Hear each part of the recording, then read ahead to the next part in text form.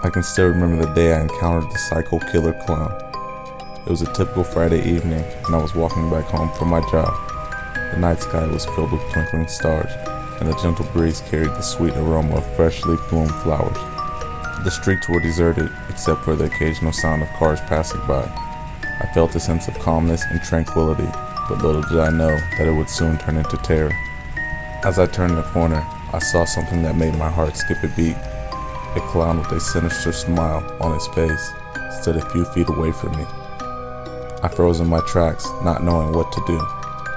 He wore a bright red suit and had a white painted face with a red nose and a pair of soulless eyes that seemed to stare right through me. His appearance was that of a typical circus clown, but there was something off about him that made me uneasy. Before I could react, the clown pulled out a long, sharp knife and started walking towards me. My heart started racing, and I could feel the cold sweat on my forehead. I tried to run, but my legs felt like lead, and I could barely move. The clown's footsteps echoed throughout the empty streets, and the sound of his laughter sent chills down my spine. I finally managed to break through from my trance and started running as fast as I could. I could hear the clown's footsteps getting louder and closer, and I knew I had to find a place to hide. I looked around frantically, trying to find a safe spot, but everything seemed like a dead end. As I turned the corner, I saw an old abandoned house. It looked like it had been vacant for years, with boarded up windows and a broken door. I didn't have a choice but to take my chances and run inside. The house was dark, and I could barely see anything. I could hear the clown's laughter echoing throughout the empty rooms, and I knew I had to stay quiet. I tiptoed my way through the dark hallway, trying not to make any noise.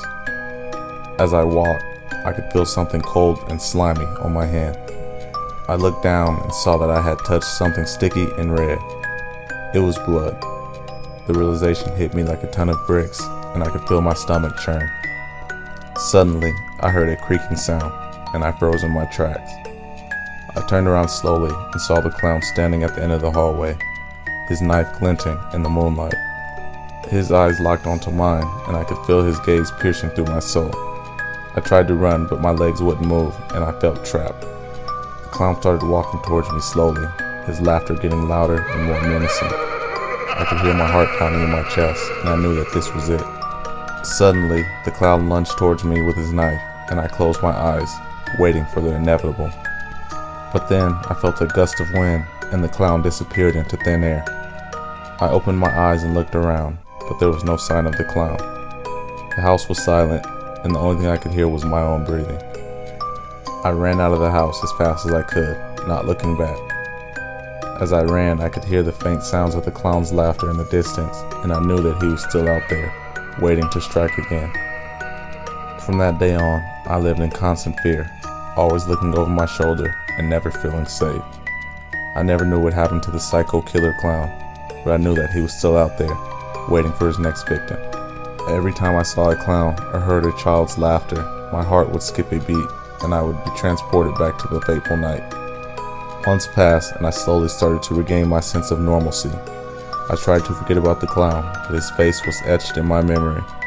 I avoided circuses and stayed away from anything related to clowns.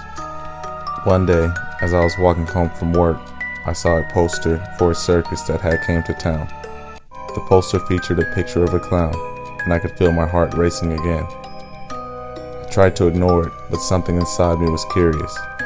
I wanted to know if it was the same clown that had terrorized me. I gathered my courage and decided to go to the circus. As I entered the tent, the familiar scent of popcorn and cotton candy filled my nostrils. The crowd was buzzing with excitement, and I could feel the energy in the air. Suddenly, the lights went out, and a spotlight illuminated the center of the ring. I held my breath as I saw a clown emerge from the darkness. He wore a bright red suit and had a white painted face, just like the psycho killer clown. My heart started racing, and I could feel my palms getting sweaty. The clown started juggling, and the crowd erupted in applause. He was skilled, and his performance was flawless. As I watched him, I realized that he was not the same clown that had terrorized me. He was just a performer doing his job. I felt relieved and happy that I had faced my fear. I stayed for the rest of the show, and I even applauded for the clown. As I walked back home, I realized that I had conquered my fear, and I had learned that sometimes things are not always what they may seem. The psycho killer clown had haunted me for months, but I had finally overcome this fear. I thought that he was still out there, but I was no longer afraid. I had faced my fear and had came out stronger. From that day on, I lived my life without fear, knowing that I had the strength to overcome any obstacle that came my way. As I was strolling home from school, a white van parked on the corner caught my eye. Adorned with colorful stickers of balloons and smiling clowns, it seemed innocent enough. However, as I approached, a man with a painted-on smile and a bright red wig emerged from the van's doors. I couldn't put my finger on it, but something about him made me feel uneasy. In an overly friendly voice, he asked me if I would like some candy. Though apprehensive, his amiable demeanor disarmed me, and I accepted his offering. The man inquired about my school, hobbies, and name. He appeared genuinely interested, and I was delighted that someone was paying attention to me. The clown claimed he was a performer at children's parties, and he exhibited pictures of his previous shows on his phone. I was impressed by his elaborate makeup and intricate costumes. Before I knew it, he offered me a ride home in his van. Though hesitant at first, his reassurances that my parents had given him permission to take me home convinced me otherwise. He even showed me a note that he claimed was from my parents, giving him permission to pick me up. We drove along, chatting the whole time, and he even bestowed me with a stuffed animal as a gift. But as we continued to travel, his disposition changed, and his smile became forced. His conversations took on a bizarre and ominous tone, expressing his fondness for children and how he yearned to be their friend. Suddenly, it dawned on me that I was in grave danger. I had fallen for his trap, and he was not who he claimed to be. I made an attempt to open the door, but it was locked. My cries for help fell on deaf ears, and the man only chuckled. As we pulled up to an abandoned warehouse on the outskirts of town, he revealed his true intentions. I was to be his friend forever, and we were going to have lots of fun together. I knew I had to act fast, and with the help of a pair of scissors, I managed to cut the man's arm and flee from the van. I sprinted in the warehouse, trying to find a place to hide. The man's footsteps grew louder and louder as he searched for me. I held my breath, praying that he wouldn't locate me. I could hear the clown's heavy footsteps getting closer and closer to my hiding spot. I knew that I couldn't stay there much longer. Suddenly, I heard the sound of a car engine approaching, and then the unmistakable wail of a police siren. My heart leaped with hope as I realized that someone had called for help. I stayed hidden for a few more minutes, listening as the clown's footsteps receded and the sound of multiple sirens grew louder. Finally, I heard the screech of tires and the slamming of car doors as the police arrived on the scene. I emerged from my hiding spot, trembling with fear and relief to see a swarm of police officers rushing towards me.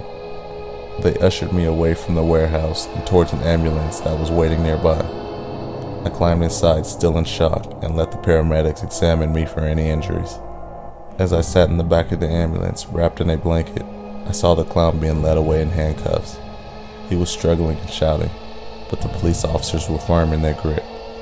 It was a strange feeling seeing the man who had tried to harm me being taken away, and I couldn't help but feel a sense of satisfaction. Once the paramedics had deemed me physically okay, the police officers escorted me to their car and drove me to the station. There, they asked me a series of questions about what happened and took my statement. I did my best to recount everything that had occurred from the moment I had met the clown to my escape from his van. After what felt like hours of questioning, the officers finally informed me that they had apprehended the clown and that he would be taken to jail. They told me that they had been tipped off by a concerned citizen who had seen the man acting suspiciously and had called the police earlier. It was a huge relief to hear that someone had taken notice of the clown's behavior and had taken action to prevent him from hurting anyone else. I couldn't help but feel grateful to that anonymous person who had potentially saved my life. Eventually, my parents arrived at the station and I was reunited with them. They held me tightly, crying tears of joy and relief. It was a moment of intense emotion, and I couldn't help but feel overwhelmed by everything that had happened that day. In the days and weeks that followed, I was plagued by nightmares and anxiety, but I also knew that I had survived a terrifying experience. I had learned the importance of being cautious around strangers and the value of trusting my instinct. I was grateful for my life and the people in it, and I vowed to never take my safety for granted again. This fat clown seemed to be following me. Everywhere I turned, he was there. He was an eerie figure, wearing a jaggedly patched costume and a wide painted-on smile. His eyes seemed to be filled with a darkness so deep and so menacing that it seemed to be calling out to me. It had started a few weeks ago. I was walking home from the store when I first noticed him. I saw him out of the corner of my eye, standing in the shadows of an alleyway. His eyes seemed to be filled with an evil intent, and he was staring directly at me.